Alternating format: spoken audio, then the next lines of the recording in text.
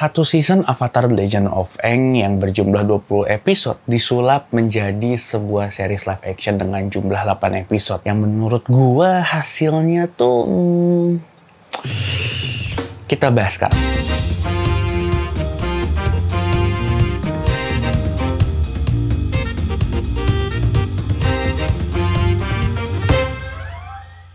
Halo semuanya, selamat datang di channel gue dan selamat datang di jurnal film gue yang lainnya, walaupun ini lebih cocok dibilang jurnal series. Dan kali ini gue pengen ngomongin soal pengalaman menonton gue setelah gue menyelesaikan Avatar The Last Airbender dari Netflix. Jadi ini adalah video part 2 dari gue yang membahas Avatar The Legend of Aang adaptation live action ini. Setelah sebelumnya di part 1 gue ngebahas first impression gue ketika gue ngeliat 2,5 episode pertama. Dan dari apa yang gue sebutin di video itu dan apa yang gue lihat setelah gue selesai menonton, kurang lebih masih sama ya. Di situ gue nyebutin kalau misalnya ya series ini berhasil berusaha sebaik mungkin untuk setia kepada sumbernya dengan modifikasi sebaik mungkin dan serialisasi live action seefektif mungkin. Ya pasti ada perubahan di beberapa titik, entah di cerita, pewatakan dan sebagainya gitu. Cuman gue ngerasa itu bukan masalah besar. Tapi nanti gue bakal berusaha untuk sebutin sedikit apa aja yang berbeda di series ini, terutama di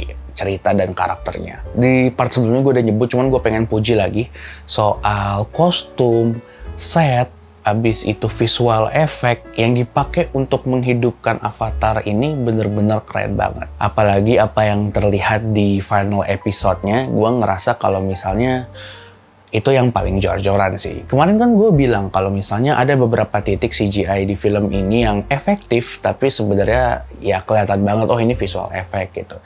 Well, itu nggak bisa disalahkan dengan budget series, cuman gue ngerasa ketika gue ngeliat episode final, ini kualitasnya udah kayak film gitu. Mungkin ini bakal agak spoiler ya, cuman kan di adegan final itu gue nggak tahu ada di animasi apa enggak, cuman ada adegan semacam adegan Godzilla gitu, Godzilla air, dan gue ngerasa itu terlihat sangat efektif, apalagi kalau dibandingin sama Godzilla versus Kong. Gue ngerasa karena gini, dia ingin menggambarkan raksasa dan bagaimana pertarungan raksasa melawan warga sipil itu kelihatan mengancam banget. Kenapa? Karena dari sinematografi yang mereka andalkan. Mereka mengandalkan sinematografi frog level eye dari sudut pandang si Godzilla ya supaya bisa menjadi sudut pandang karakter yang terinjak-injak gitu. Jadi kita di situ dibikin sejajar sama pasukan api yang dibantai dan menurut gue itu efektif banget. Dan untuk visual effect yang di situ semuanya pokoknya si Godzilla-nya dan sebagainya itu gue ngerasa itu smooth loh. Nggak tahu ya kalau ditonton di layar yang lebih besar gimana, cuman gue ngerasa itu udah cukup smooth. Lebih smooth dibandingin visual effect yang kata gue kelihatan ketara banget di beberapa titik sebelumnya. Nah kalau untuk soal set, gue pengen muji pas bagian ininya ya, pas bagian taman-taman di istana pulau selatannya, pulau utaranya, kok pulau sih?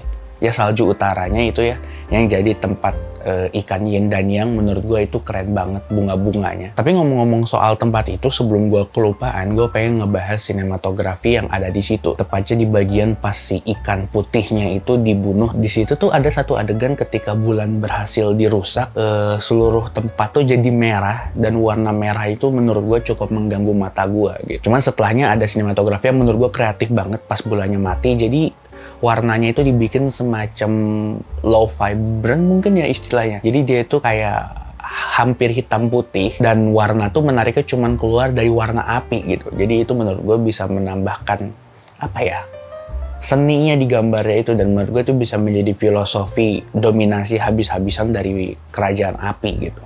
Dan itu keren banget. Nah, cukup untuk ngebahas soal production value-nya. Menurut gue itu adalah salah satu pertunjukan cerita fantasi yang patut kita nikmati gitu ya.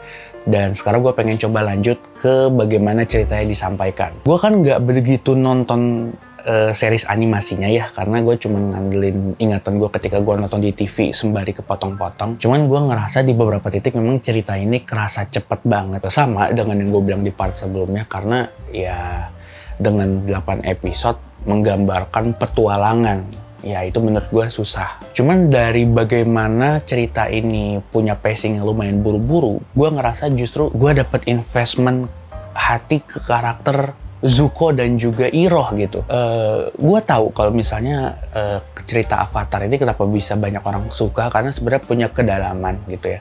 Dan yang gue denger dari orang-orang, kedalaman itu memang harus bisa didapatkan kalau misalnya kita renungi lagi ceritanya gitu, nggak disampaikan yang banget di ceritanya. Cuman gue ngerasa cerita versi live action ini menyampaikan kedalaman karakter Zuko dan juga Iroh. Gue empati banget loh sama bagaimana perjuangan Zuko untuk diakui dan sebagainya, dan kesedihan Iroh gitu ya terhadap perang. Gue tahu karakter Iroh ini pernah dibahas juga di satu channel YouTube. Kalau misalnya dia ini adalah karakter yang apa ya? Gue nggak tahu istilahnya apa. Pokoknya dia ini adalah orang yang apa ya? Bukan orang yang gimana banget gitu. Yang bener-bener tidak mau ikut perang juga tidak. Tapi bukan orang yang menikmati itu. Gue lupa yang mainin Iroh ini pernah main di film apa. Cuman gue ngerasa familiar sama mukanya, dan ketika gue ngeliat dia pas lagi sedih itu, damn, itu kena banget menurut gue. Nah, cuman sayangnya ngomong-ngomong soal pendalaman karakter, justru gue nggak dapet pendalaman karakter di karakter utamanya, justru di si Aang, Katara, dan juga Sokka Pasoka sih. Justru entah kenapa gue ngelihat kalau misalnya Aang ini jatuhnya di sini nggak ada karakter. Makin kesini gue ngeliat kalau Aang ini sebenarnya terlalu lebih dewasa secara karakter dibandingin sama yang ada di kartunnya, gue rasa. Di situ disebutin kalau misalnya si Aang ini pandai bergaul dan sebagainya. Cuman gue ngerasa di sini ini nggak begitu kelihatan. Habis itu katanya ada juga orang yang protes soal Azula yang udah jelas secara struktur muka dan sebagainya orang pada protes. Cuman orang-orang katanya juga protes dengan bagaimana karakternya, karakterisasinya. Cuman di sini gue nggak tahu ya, karena kan gue nggak nonton seriesnya. Malah katanya Azula tuh di season 1 tuh belum muncul. Tapi ya gue ngerasa kalau sebagai orang yang belum tahu Azula, atau anggaplah belum tahu Avatar The Legend of Aang, gue ngerasa Azula di sini agak terlalu maksa memang untuk menggambarkan dia sebagai anak ambisius yang ingin menyaingi kakaknya. Itu kayak kurang gitu. Oh iya, gue juga pengen mengapresiasikan bagaimana mereka menggambarkan karakter bapaknya mereka, Raja Api itu. Siapa sih namanya? Ozai. Gue ngerasa si Dr. Han ini punya karakter yang bener-bener serem dan gak tertebak. Karena di sini mereka berhasil menggambarkan itu dengan baik. Gue ngerasa mereka harusnya gak banyak dialog ya. Cuman dari mimik muka aja itu udah kelihatan serem gitu. Make up dan ototnya membantu juga sih sebenarnya, dan apa yang dia lakukan terhadap si Zuko tuh udah membantu banget untuk menggambarkan kengeriannya. Cuman dari muka aja gue ngerasa itu udah apa ya? Gue merasakan ancamannya dari bapak-bapak satu itu. Nah, mungkin terakhir sebelum gue tutup, gue pengen ngebahas soal apa yang pernah gue sebutin juga di video part satunya, yaitu soal vibes-nya. Vibe series ini yang kerasa jauh lebih serius. Dan ya gue setuju makin kesini tuh makin serius, makin makin suram kesannya gitu ya. Dan cerita Avatar trio ini yang harusnya happy malah nggak kelihatan sama sekali. Menurut gue itu ya balik lagi ke faktor yang sempat gue sebutin, karena faktor pacing gitu ya. Jadi apa yang bisa ditampilkan di sini ya kebanyakan ketegangan perangnya gitu. Jadi ya itu menurut gue sendiri masih susah ya cara nge-trickingnya gimana. Mungkin itu bisa dikurangin dengan acting si pemeran Aang yang jauh lebih baik harusnya. Cuman kita nggak tahu lah. Ya gitu, jadi banyak orang luar yang nggak suka, tapi justru gue sendiri suka bisa dibilang sama adaptasi live action ini gitu ya. Walaupun ya perubahannya itu agak merubah warna dari Avatar. Cuman bagaimana mereka bereksperimen itu menarik lah untuk dinikmati gitu.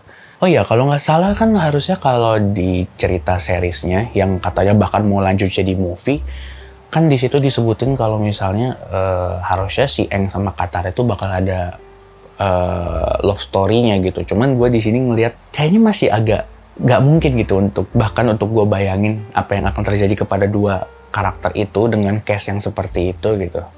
Jadi mungkin itu bakal jadi tantangan juga sih untuk mendevelop itu, apakah akan menjadi sesuatu yang canggung apa enggak. Tapi kita lihat aja nanti. Ini udah pasti ada season lanjutannya sih. Wong cuma satu season kan yang diadaptasi. Udah mana ada cliffhanger-nya of course. Dan gitu aja dulu dari gue. Dan ya gimana menurut kalian soal Avatar The Last Airbender ini. Dan gue akhiri aja ya. Dan seperti biasa di channel gue, sebarkan racun.